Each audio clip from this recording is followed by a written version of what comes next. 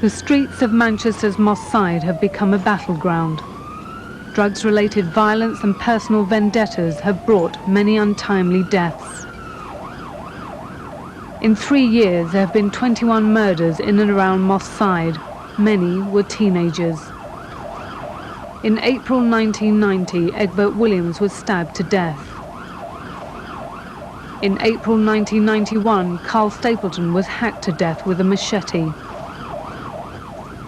In October the same year, Darren Samuels, on bail for attempted murder, was shot dead. In January this year, 14-year-old Benji Stanley was shot 3 times at close range and killed. It's hard to go through. It was like a nightmare.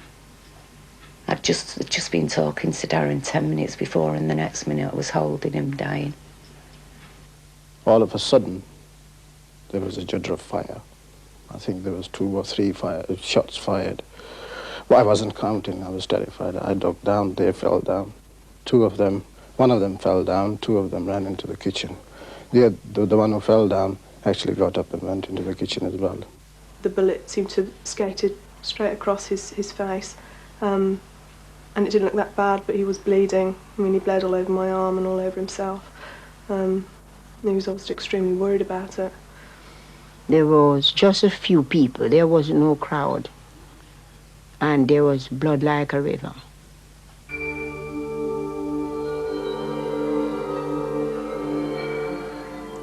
The empty streets of Moss Side are testimony to the fear felt in the community. After dark, people stay indoors. The violence has been perpetrated by a small minority, vying for a share of the biggest business in the area. This secretly shot film shows the drug dealers operating openly inside a bookies in the Moss Side shopping precinct. This is the drug supermarket where everything's on sale: heroin, crack, cannabis. But the goods aren't on display. Hidden away in a secret panel in the wall, a dealer gets his supply of drugs.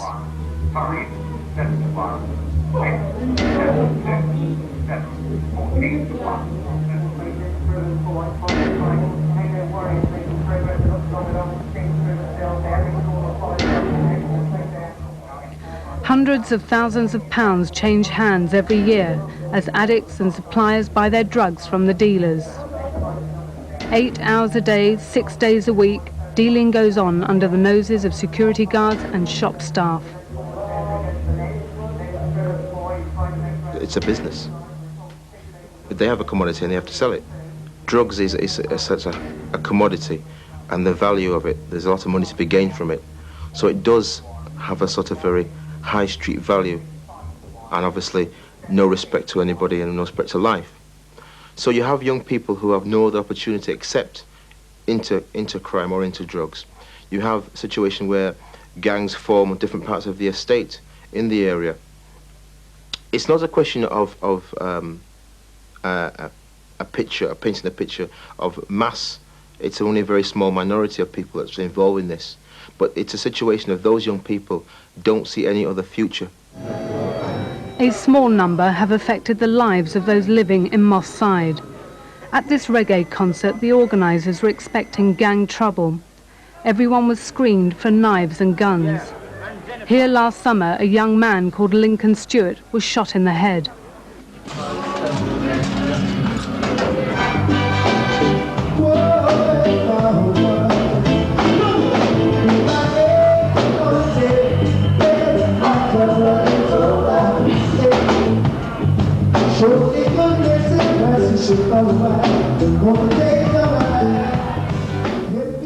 The Near Centre is one of the few places left in Moss Side for youngsters to go to. It serves a population of 12,000, 40% of whom are black. The area has been devastated. Resources have been cut, shops have closed, businesses have moved out.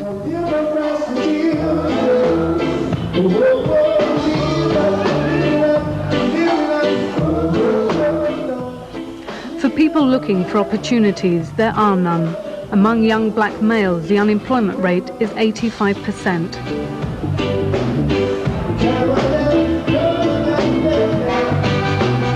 Oh, There's a high crime rate in Manchester, but Moss Side's crime is more serious. The people in the area, families, are worried about their children being out on the street, worried about what's going to happen in terms of how the drugs and violence on the street may affect their children. They're worried about going out themselves at night. Women, even travelling short distances, travelling in taxis to avoid the problem and the fear of street violence. They're worried about security in their own homes.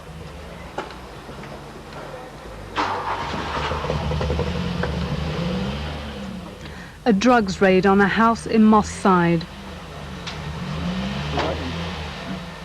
Police tactics have changed. In the past, they largely ignored the soft drugs trade, but hard drugs like heroin brought in more money for the dealers and more trouble. Dealers armed themselves and gang warfare broke out. The lethal combination of drugs and guns in the hands of youngsters gave Moss Side notoriety and forced the police to act.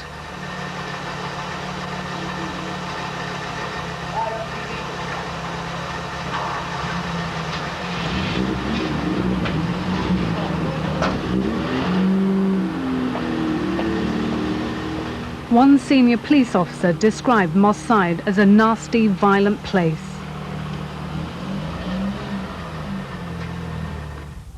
Community worker John Samuels believes police policies have made it that way. For years, the police tried to contain the drugs problem within Moss Side. The containment policy was the most, should I say, damaging policy that ever actually happened in this area. Why do you think that was damaging?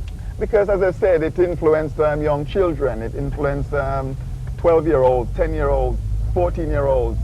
Young children were, looking, observing youths doing their trading, and they took it up as an occupation further down the line. Some of those that took it up were at school with D. Williams. He was fortunate and got a college place, but for those who ended up on the dole, selling drugs was a lucrative option. At the beginning, it was a lot of money. I mean, in them days, to make money and stuff like that, for a kid to come out with, I don't know, a ton in his hand of £100, that was something, you know. He used to buy the best trainers and stuff like that. Be able to go out, do things more than the average kid could do. 22-year-old Ian was one of those tempted by the money. Despite a talent for designing clothes, he's only had temporary jobs since he left school. He's on probation for 3 years after he got caught selling heroin. But it wasn't unemployment that led him astray. I was seeing kids on the street and I got jealous, really, because of the money. And I just wanted to get into it, basically. But you must have known that it was wrong. Yeah. Well, to myself, I did say it was wrong, but it was quick money. As I say, it's just quick money. How old were you at the time when you first started? About 13, 14, about around 12. Despite his age, Ian found it easy to join a gang and make contacts in the drug world. Well, you have to know the people to get the right connections. You have to go out on the streets and the person who's selling, you go to that person and he would tell you where to go after that. So what did you first start dealing in? Brown. That's That's how I know it of, just brown. Is that heroin? Yeah, that's just heroin. Ian was still at school when he started selling drugs. After school, the best time to sell the drugs. At night time, no one can see you selling the drugs. You wear dark clothes, whatever. You don't wear bright clothes, how I'm wearing now, but that's how you do it. So would you stand on a street corner? How did you get a piece of territory, if you like, where you could actually sell the drugs without being hassled or bothered by anybody else selling drugs? You have to get to know the people before you can actually get a piece of the land to sell on. At 14, Ian could make £500 a week. Whilst he profited, others took refuge from drug-related crime.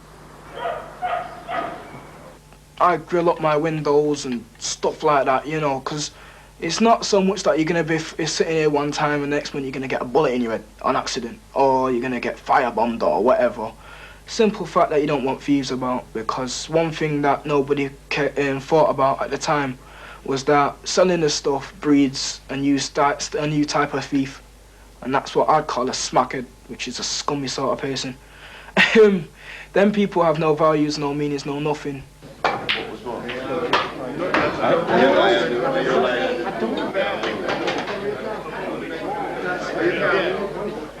The landlord of the Iron Duke pub has banned drug dealing, but the place is a social hub for everyone, and that includes dealers and addicts. Robert and Donna are heroin addicts. Donna has 4 children, including a young baby.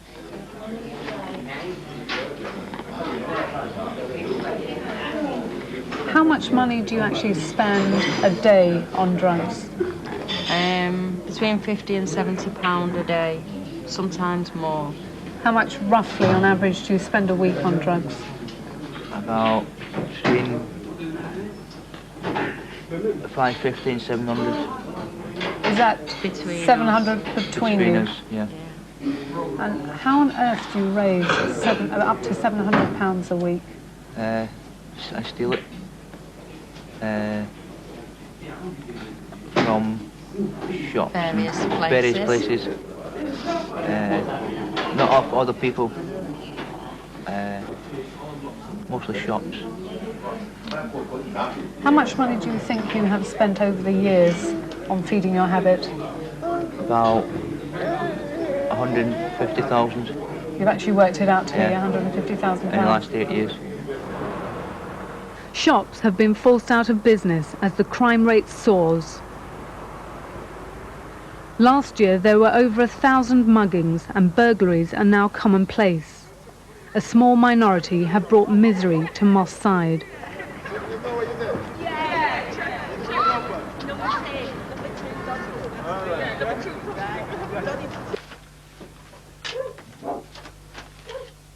Jim Stevenson has witnessed the upsurge in crime on the estate. He's lived here since his house was built 18 years ago.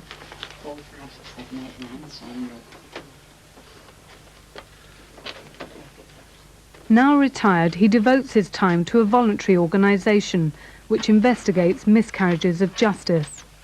Recently, he became another crime statistic. We were broken into, and we lost £900 in cash and valuables. We've had 4 other attempts, which came to nothing. Next door to us was firebombed. There's been 3 drug raids on that house.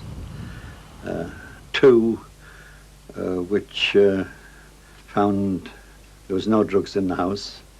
And on the 3rd occasion, there was a small quantity of drugs. And the remarkable thing about the 3rd raid is that the people in that house had put up an iron gate, 9 bars at the windows, and that wasn't to keep burglars out, that was to keep the police out. Although unemployed, Ian is now trying to set up his own business. He's got traders interested in the children's clothes he makes. I've just come to show you some designs. No problem. Let's have a look.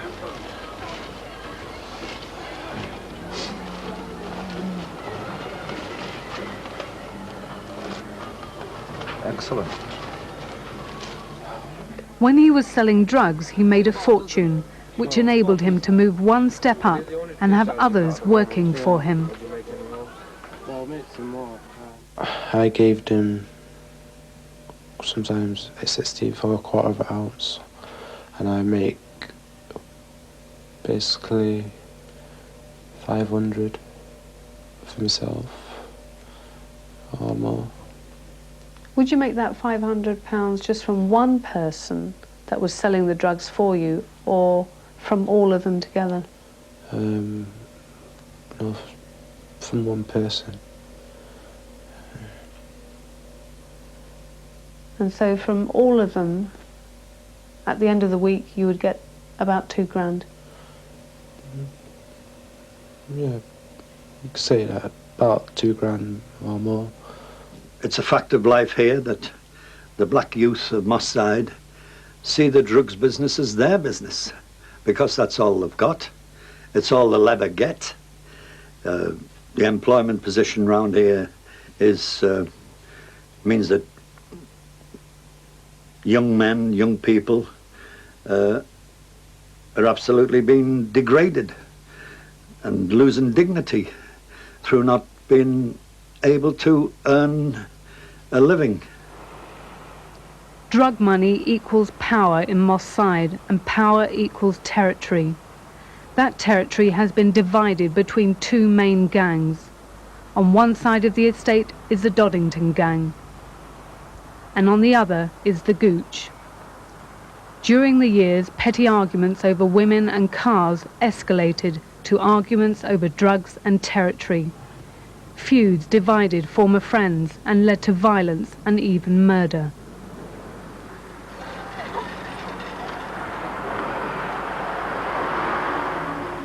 The police have been powerless to stop the shootouts between them, yet they know who the leaders are and where they live.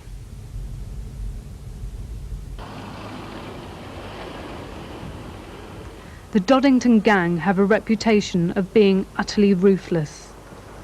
Why Doddington is known as in that light is because their principle is, and there is principle, that they belong to Moss Side, they're from Moss Side, and no one else is going to take them off their turf. Their turf is their castle.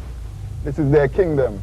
And because of that, it will be defended with all forces. And what do they use to defend this place? Well, we have heard in the past there have been gun battles, there have been machete attacks, and there's been several of those type of wars that has gone on. Against who? Against any enemy, as they see it, that would want to come in and take their territory. They had running battles with some of the posse's gang members of the Gooch Close. I'm just going over to Gooch Close now after leaving Doddington. Just a few streets separate the two warring factions. This is Gooch Close. Gooch Close is where the young gangs, the young posses grew up together.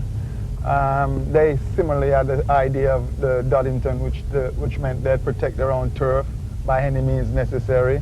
They were more organized than any of the other gangs, so to speak, because if one was taken out, they would get together and go and trouble the person who troubled them. Their activity has recently taken a battering. In 1991, in Operation China, police targeted the Gooch gang. They sat in derelict houses and surveyed the blatant selling of drugs on the streets. 20 people were convicted. Now another gang from Cheetham Hill, 4 miles away, is out to control Moss Side's drug trade. They're better equipped than the feuding gangs in Moss Side. They were much more organized, much more military fashion, much more central. What do you mean by military fashion? Military fashion in the sense that they would have their generals, lieutenants, and field marshals literally operating in that military way. Cheetham Hill's Tony Johnson was shot dead outside a local pub. Despite 2 murder trials, no one has been convicted. This is the final territory for many of the victims of Manchester's gang violence.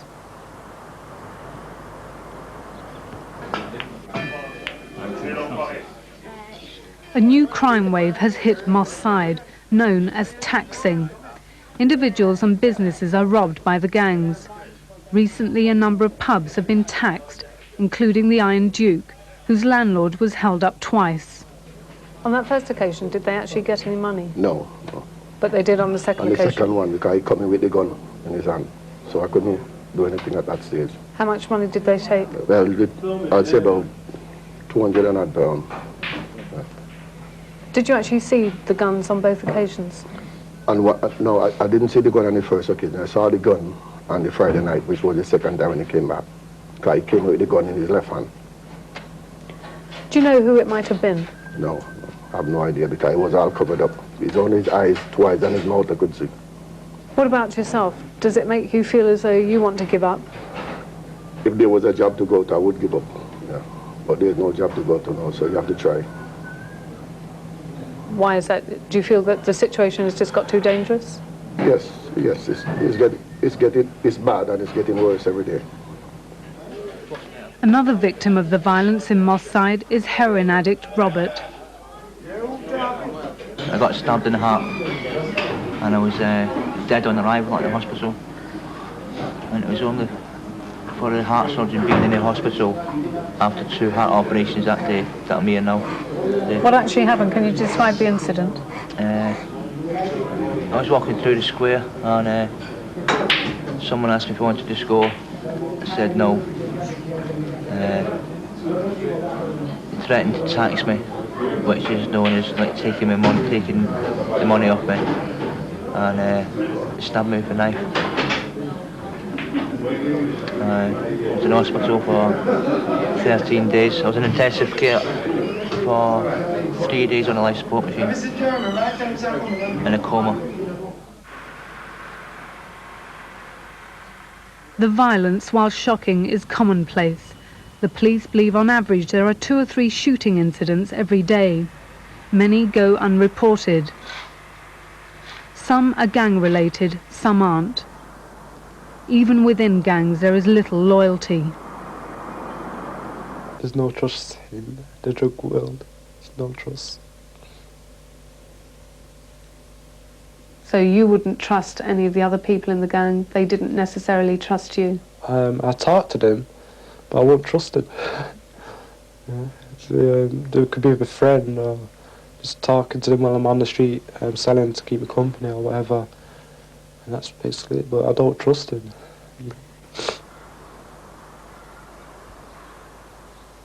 That lack of trust betrays the jealousy and the rivalry in the drug world.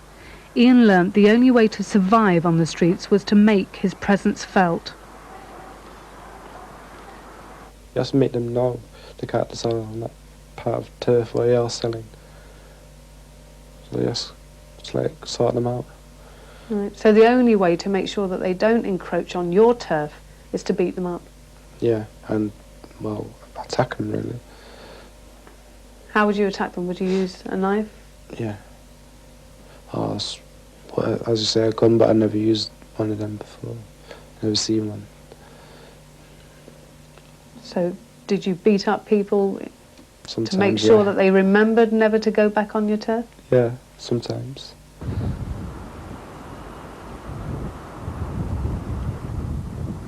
The Pepper Hill pub became the centre of drug and gang activity in the area. Numerous shootouts took place here between rival gangs. Last year, the police closed it down.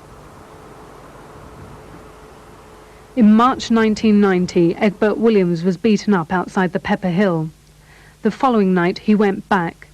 His sister, fearing trouble, arrived to see a man about to attack her brother. And he just took this iron bar out of his inside of his jacket and hit me on the head.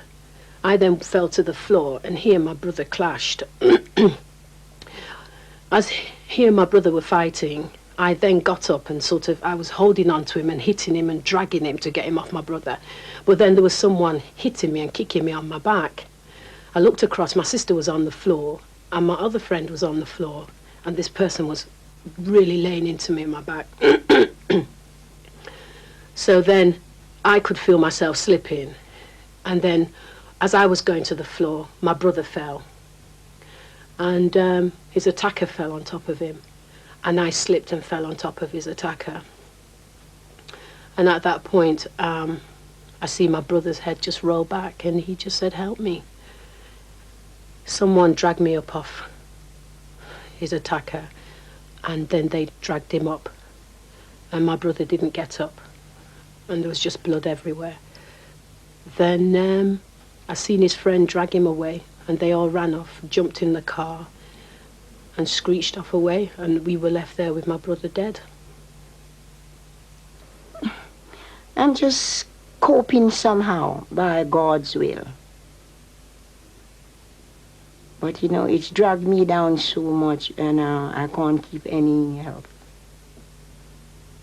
You know. But I'm a believer in God. In God I trust. What's going on? People will complain eventually to you, like they do to me, and say, my door was kicked off. I have nothing to do with drugs, but yet my door was kicked off. No one has apologized to me. No one's given me any compensation about it. What can I do about it? It doesn't happen all the time, but it does happen. Now, I don't want it to happen at all. If they say they know who the people are, then target those people. Don't target innocent. Because there are innocent people sometimes that are involved innocently in some of this activity. Mistakes are costly and cause resentment. Gary and Mark Ellison live in Doddington Close, frontline gang territory. They're not involved, but the police have targeted their house and raided it on numerous occasions.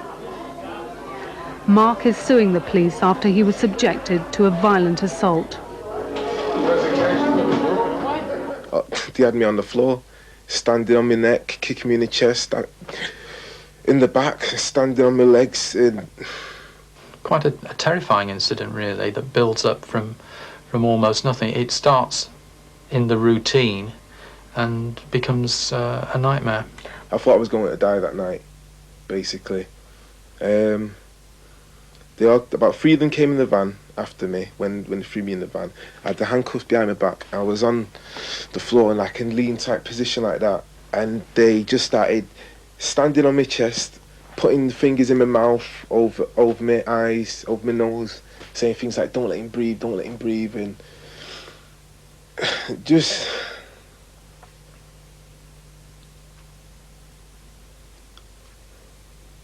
Not really. It's the attitude towards him, almost of contempt. John Samuels is a lay preacher. He tried to build bridges between the community and the police. That changed last September. While putting up posters in a bookies to recruit black youngsters into the police force, there was a police raid. Another officer came in, started to wheel in, punches, blows to my stomach, legs, and very, very heavy one got all of my neck and started to squeeze. At that point, I just was grasping for breath, and I called for help, and I think I blacked out. The police have a philosophy which states that they are serving the community. However, when one looks at what happens in practice, that is not operating. And a whole series of incidents going back over many years, I think, indicates that very often the police behaviour in the area is much more like that of an occupying force.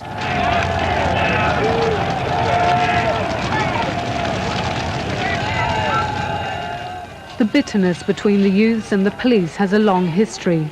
It exploded into violence in the riots of 1981.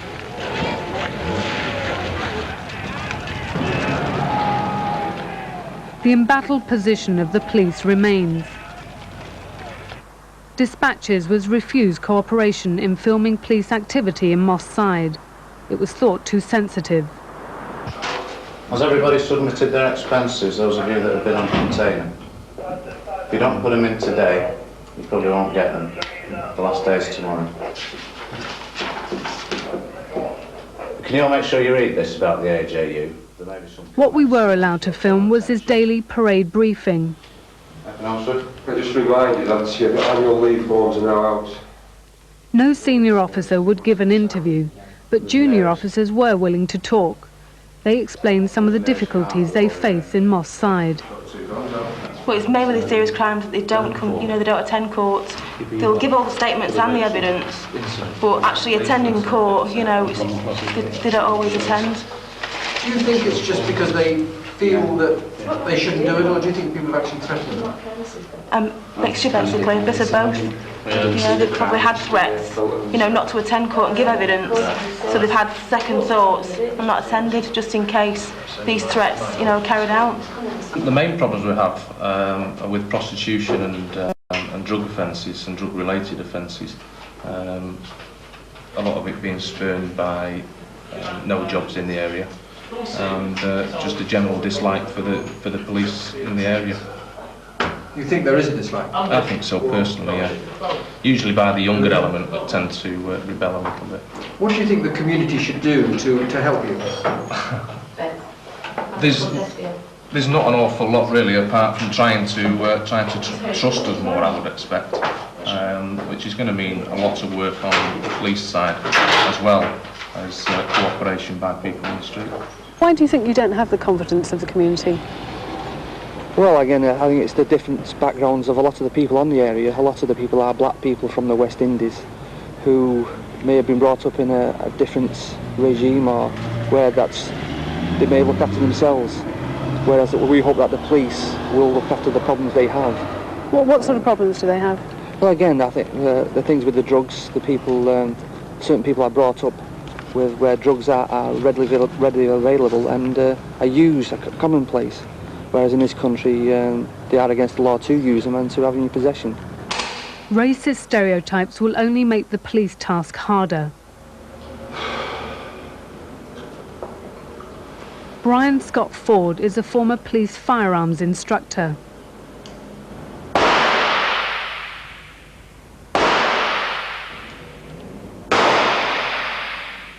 He's monitored the use of firearms in Moss Side.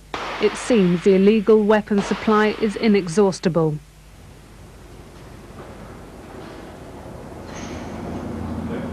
On the last amnesty, there was tens of thousands of firearms nationwide handed in, but the Home Office still reckon there's twice as many out still on the streets. Is there any way that the police can actually try and curtail the number of firearms that are circulating? None whatsoever. Recently, a youth was gunned down in this shop. One shot hit the telephone. The gunman escaped. Well, it's the first time that this happened here inside the shop. We'd heard of shootings all around the area, but never inside here. So. What are your feelings about the area? I'll tell it right sometime. Uzi submachine guns like this, capable of firing 150 bullets per minute, have been used in Moss Side. They're available for £400. Hand grenades can be bought for £50 and have been, by the Gooch gang. They're just waiting for the right opportunity to use them.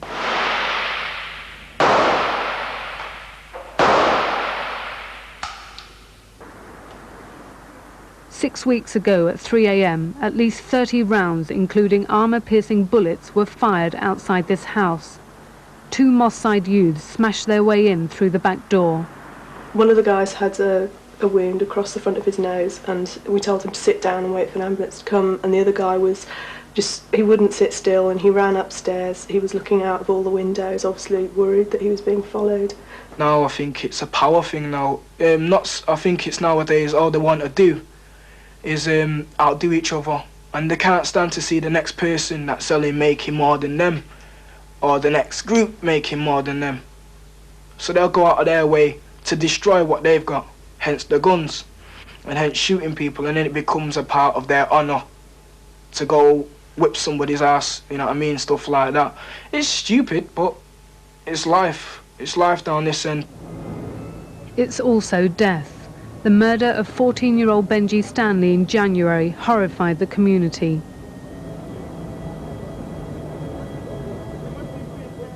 Police and some residents believe they know the killer's identity, but witnesses are too terrified to give evidence, fearing they could be next on the hit list.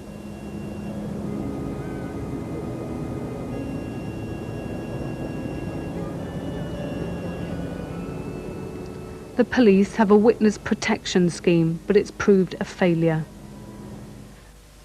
I'm a witness in a murder case and a witness in an attempt murder case. And my address should never have been divulged on the radio or in the evening news, and it was. And I feel badly let down. That it was. So much so that I refused to go to court on the attempt. Police protection, as far as I see it, is picking you up the morning for court, taking you to court, sticking you in your room at the back of the court or under the court, and then taking you home at night, and that's the end of it. But while people remain silent, Moss Side's crime won't go away. This drug dealer operates from a pub with others. The drug industry benefits while people don't confront the problem.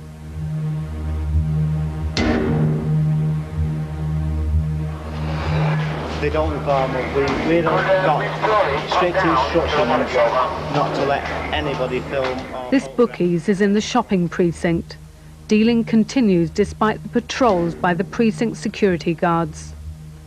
Day after day, the public chooses to ignore the drug dealing. No one would dare challenge the dealer going to his secret supply. But weren't you frightened that standing around on street corners selling it, one of your neighbours would see you and pass the information back to your parents? No. But your parents must have seen you with money. I mean, what did you do with the money that you actually earned? I'll put it down and save it up for myself, which yeah, you get clothes or whatever off it. But they must have seen the new supply of clothes that you were getting for yourself. I won't worry about that. They see the amount of clothes I'm buying and trainers or whatever. You just don't worry about it. And do people know why you're selling these goods? Got a good idea, yeah. But they won't admit it, but they do know.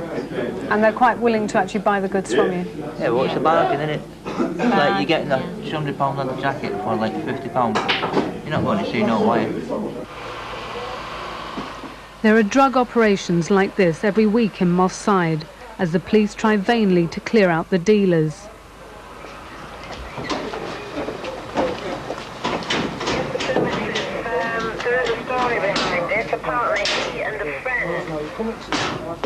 But as the shootings and dealing continues, it's a terrible warning for other areas of Britain. Too little being done too late. It's here today, it can be somewhere else tomorrow. It may be some nice leafy green area of the city of Manchester, let's say for Manchester for instance, where then I think people may do something about it. People can get flash cars, they can get the latest gear, and they can get things they want, and so that's something they aspire to. They have got to survive, and they will survive one way or the other, whether legally or illegally, and that is the sum total of, would be the sum total of their existence for the future. Moss Side has become the drug centre for the Northwest. There's open selling both in the precinct and in the streets surrounding it. It's a sophisticated setup. The dealers use cell phones to reach their customers. And mountain bikes carry the drugs to and from safe houses. Once only soft drugs like marijuana were dealt openly. Now it's heroin and cocaine. The new generation of dealers has few scruples, but like many speaking tonight, they do fear reprisals. For that reason, we have had to conceal some identities. I don't feel bad about selling drugs because I didn't ask you to come and buy my drugs. You approached me to buy my drugs. And if you're too young, you get sent away. If you're pregnant, you get cussed and sent away. And that's it. I'll sell to your granny, I don't care who else. I don't ask nobody to come and buy my drugs. You know what it does to you, and that's why I ain't taking it. I'm not daft. I mean, the difference between my dad's generation and my generation is that we don't see it as right that you should work the whole of your life in one place, and at the end of the day, you've still got little or nothing to show for it. I mean, my dad works hard, man. You know, I just remember seeing him come home, and straight after work, dropping asleep. Sometimes couldn't even wait for my mum to bring him his tea. And then the next morning, up at 6 to being at work at 7, to do that again.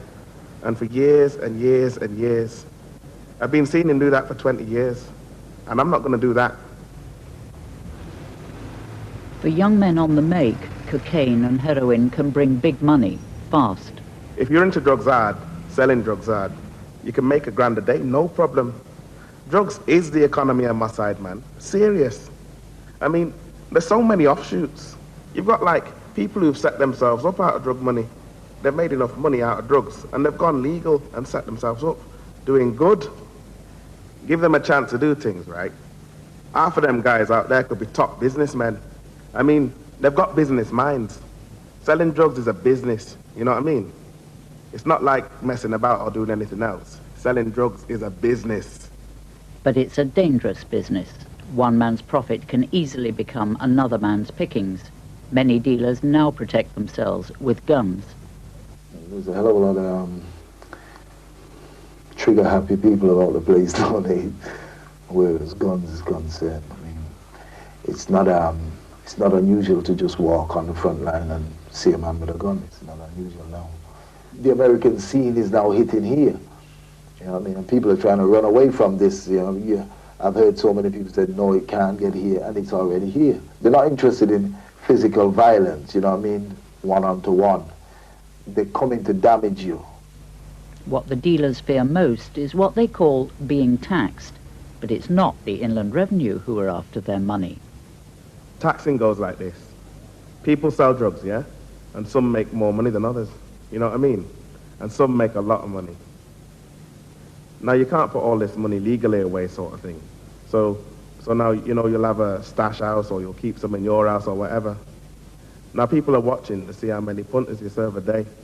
They'll sort of like set you up, wait until you come home and you're in your house, burst in your house all masked up, tooled up sort of like, and just basically put a piece to your head and say, where's your money? And you've got to give it to them.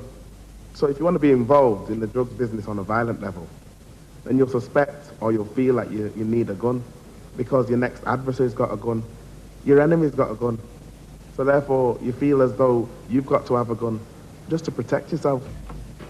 Some of the shootings in the past 4 years, then, reflect the growth in Moss Side dealers taxing each other. But the firearms they've acquired for protection may also have been used in an even longer-running feud.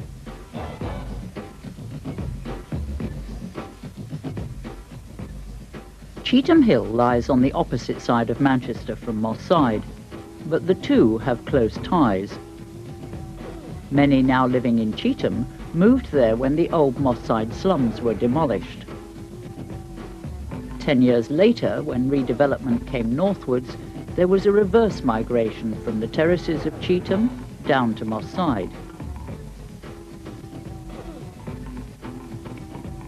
A generation has grown up with friends and enemies, living in camps on both sides of the city.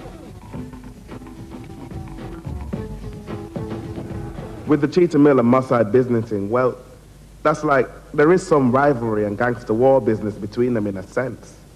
There is a feud between them. But it's not like everybody's involved. I mean, people from Cheetham Hill still go to Moss Side and vice versa. To be honest, the whole of the crew of Moss Side that's carrying a grudge against Cheetham Hill to those that are actually fighting, if anything, there's about 6 actual hardcore guys are at war with Cheetham Hill. And they've got a calling crew of about 20 to get involved and so on and so forth. And the Cheetham Hill side, they have more that appear to be involved because they're tighter knit. But apart from that, all in all, it's to do with about 5 people basically. And that's how it all started. This is one of the places where it started. From the mid-80s, Manchester city centre and its clubs became a focal point for the rivalries of Cheetham Hill and Moss Side. The gallery took the brunt of it. Today it's closed. The feud started over women, but quickly became about reputation.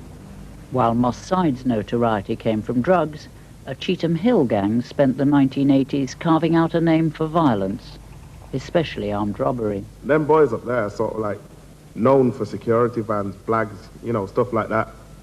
And always have had shooters and stuff. I mean, that's how they made their name and their money and their reputation, so to speak. So, I mean, obviously, they're sort of like violent. It started with a supermarket raid in 1981. No one was charged, but Cheetham Hill privately took the credit. Last month, their violence became public with the conviction of 2 men for armed robbery in Oldham. Stephen Julian and Chinadu Iraguara attacked 2 security guards with a shotgun and a machete. They jointly got 42 years, But while close to the heart of the Cheetham Hill gang, they were not the leaders.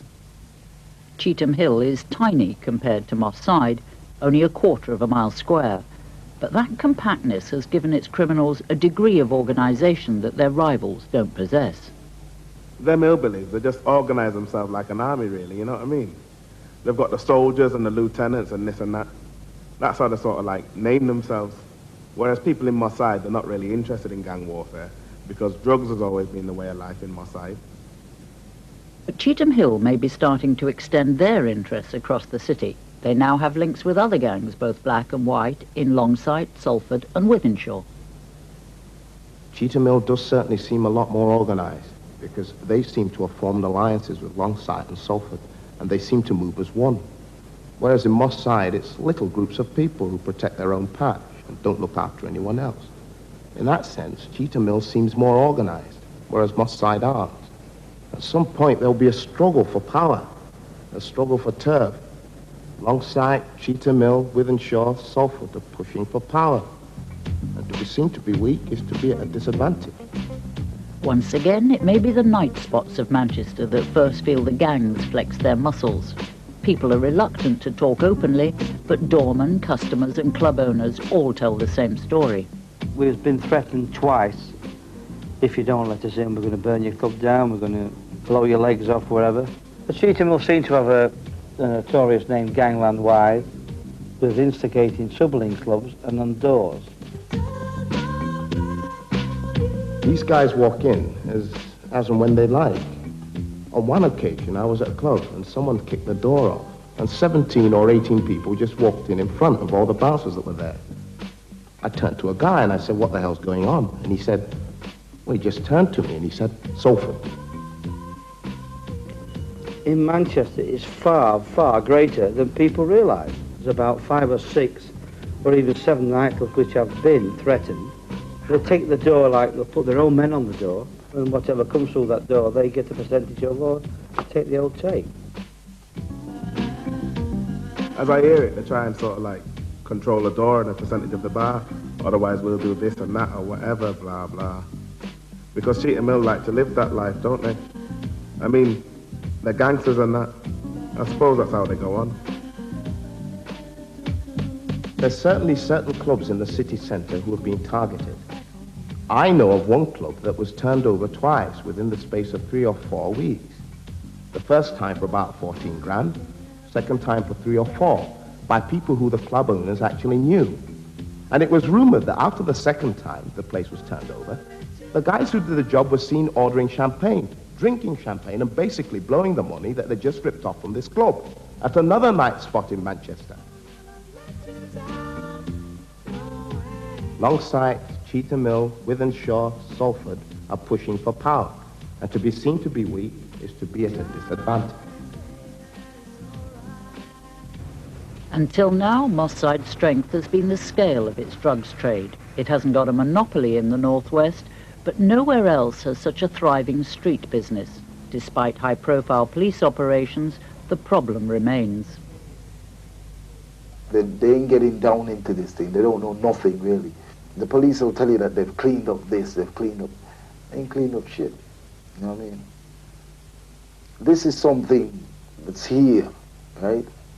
And it's just going to escalate. It's not going to go on. For the police, the drugs trade is a fact of life. Their response is to contain and control the problem, rather than displace it elsewhere.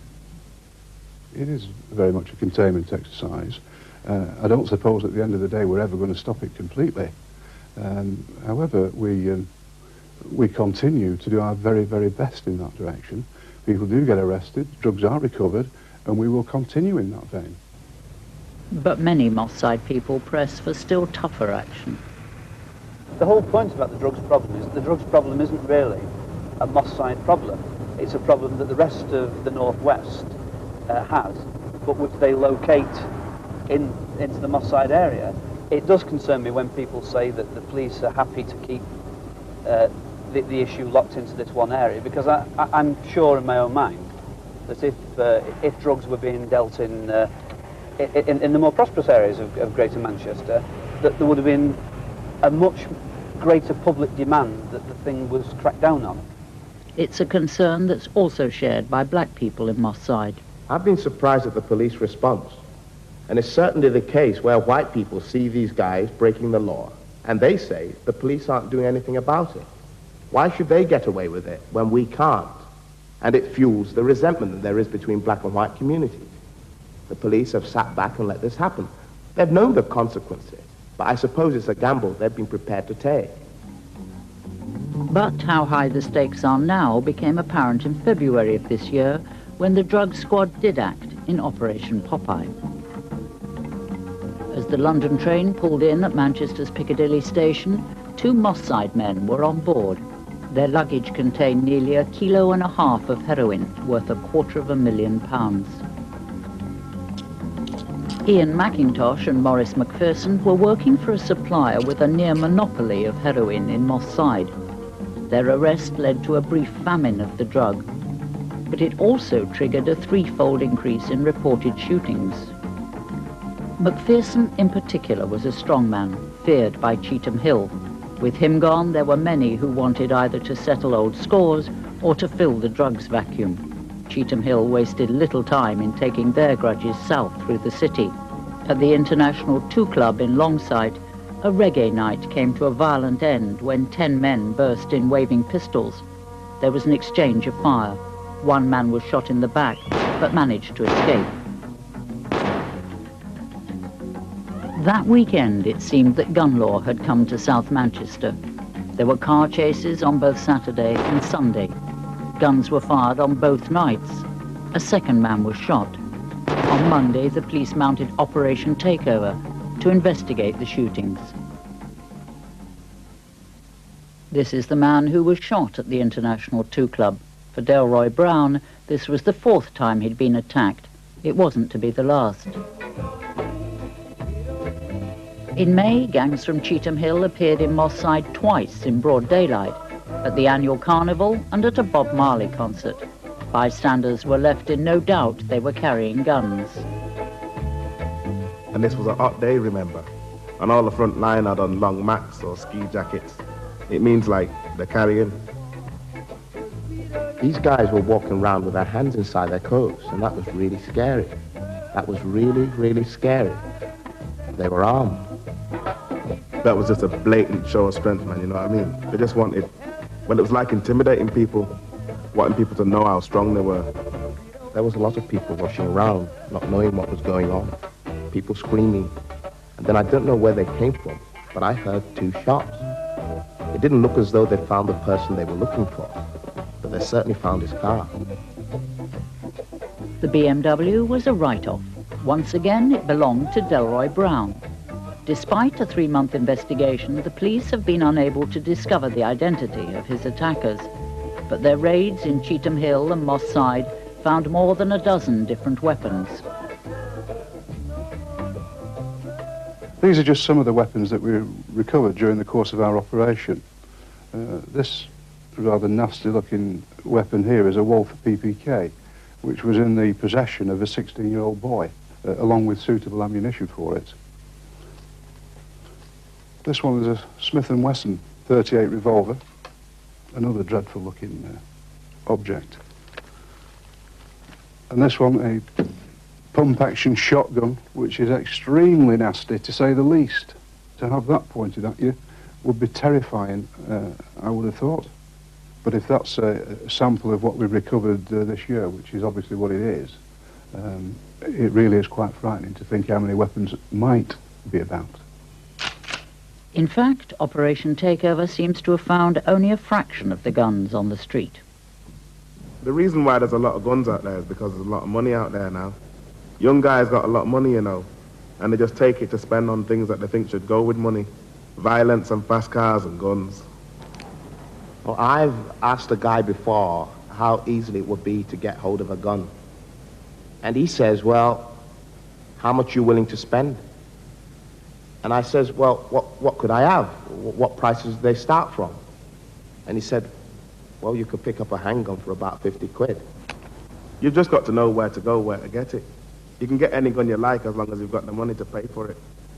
Any gun you like. Brand new, wrapped up in the box, in the paper, brand new, in the greaseproof paper, man. Smith & Wessons, Magnums, through to Uzis. You know what I mean? I personally have seen 2 Uzis. This is the Uzi, an Israeli-built 9mm submachine gun with a firepower of 600 rounds a minute. If these are to be had, the outlook is bleak.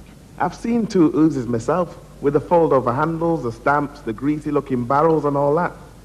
I've seen 2 brand-new-looking Uzis on this guy's table. I know what an Uzi looks like from magazines, and I've seen them on TV.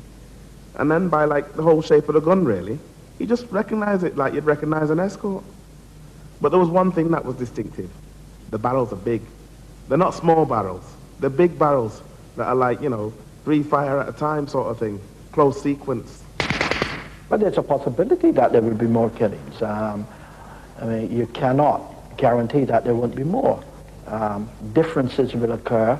Other people will try to muscle in, and then those people will have to defend their patch or whatever. And there's a likelihood that there will be other shootings. The shootings and violence have continued throughout this year. Some may be down to drugs or gangs, but more seem motiveless, their victims the targets of casual brutality. Hendy Proverbs died on the floor of a pub in a pointless argument over a broken table lamp. Obviously the body was still there, and there was, not surprisingly, a lot of blood about. And it was a dreadful scene, to say the least. But I was very disturbed to see also a number of customers who'd been in the premises at the relevant time, still there, some of whom were playing pool, and some of whom were simply carrying on drinking. There's very little regard, seemingly, on some people's part, for life. It's this indifference to suffering that shocks the victims' families. Tony Gardner's killer is still at large, the motive unknown. His parents now recognize the dangerous world in which their son had chosen to live. It frightens me because I've got other children out there. Someone out there knows who killed Tony. And I just hope and trust that that someone will don't have to really say who they are. Just pick up the phone and call somebody and just disclose that secret they have carried for nearly 3 years. I wouldn't like nobody to go through what we have gone through and still going through. Nobody, no matter how bad they are, I would never love anybody to go through it. We're suffering.